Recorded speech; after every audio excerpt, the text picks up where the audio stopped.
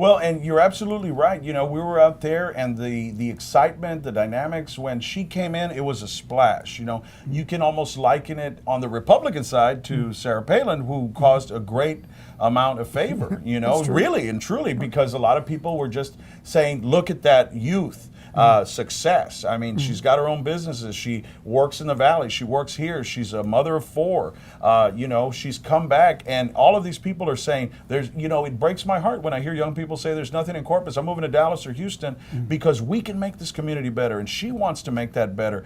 And, you know, talk about some of the duties that, you know, a lot of people say on the county level. We're talking about state tax and all this stuff. You know, talk about the county level, why that county judge seat is so important. What do they do that makes it so important for all of us here in Nueces County? Well, it's important because first and foremost, like I said, I mean, they've got a pretty sizable budget that they oversee. But they also, for example, make 3 of the appointments to the Port Commission, which is the economic engine for South Texas and in particular our community.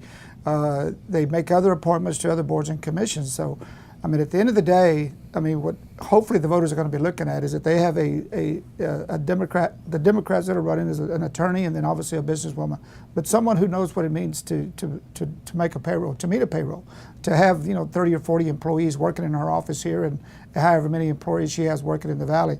I mean, she understands the dynamics of a small business person. She understands what it means to meet that payroll. She knows what it means to the different trials and tribulations that she goes through and she's gone through. Absolutely. And she's got that experience. And I think when you bring in that type of knowledge to the Commissioner's Court, it's going to serve her very well if she were to be elected, and hopefully the voters will look at all these dynamics that she brings to the table.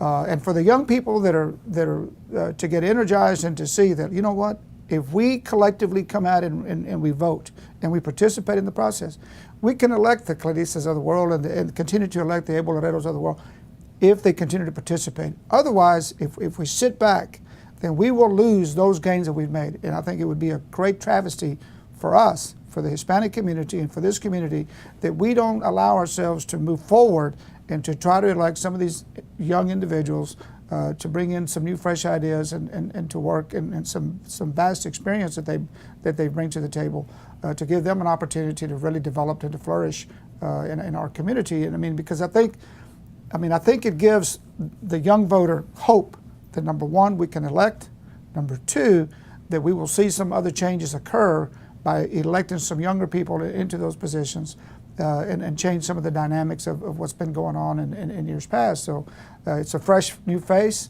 I think you know, we'll see what the voters feel like if they want to see some changes. And obviously there's going to be some changes because by virtue of the fact that some of the people have retired and other people are trying to regain or to win those seats at the commissioner's level. And then of course, we got the same. We have some of our judicial races are going to be contested, but not until November. But I think it's going to be exciting. I think the only game in town is going to be in the Democratic side because we have also at the governor's level, we have the mayor of Houston that's running. Absolutely. Along with a solid business person also from that area running against each other and others. And then of course you had a highly contested race on the Republican side between the governor, Rick Perry and Kay Bailey Hutchinson. So it is going to be, I mean, from start to finish. This is not going to be a sprint. This is a marathon because by virtue of the fact of the contested races, both in the GOP side as well as on the Democratic side, that it's going to carry through all the way until November, and we'll see what happens at that point. But it's going to be interesting, and hopefully, again, I mean, in the viewing audience and the people that have a lot at stake at this. I mean, obviously, I'm a stakeholder as a voter and a participant and as a resident here, but we have a lot of young people that are getting registered to vote and that are participated back during the Obama race and whatnot, new fresh voters, and those are the ones that got to get energized and hopefully, and because if our base turns out, I mean, I think we win everything hands down, and that's the key. It always has been. It's always been about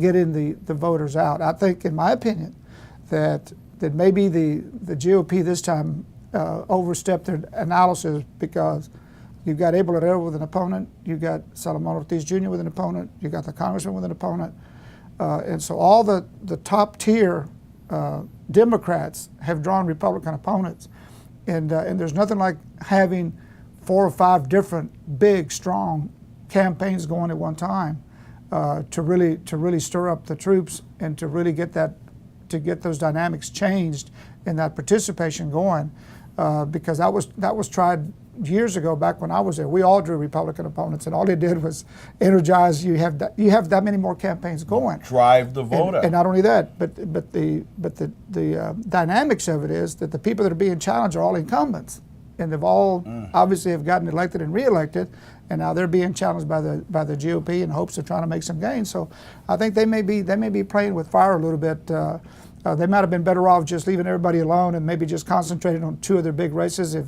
vis-a-vis, be it some of the district courts or the county judges race. But now I think they've stirred up the pot pretty good by deciding to challenge all of the legislators, and because there'll be a lot of money spent in those races, as well as I'm sure the other down ballot races, both for the commissioner's court and obviously for the county judges race. So it's going to be an interesting dynamics and see what really happens. But the most important thing is that I think that is going to be participation, and if we can get that participation level up, then I think we have a clear shot of hanging on to everything that we have and make some gains.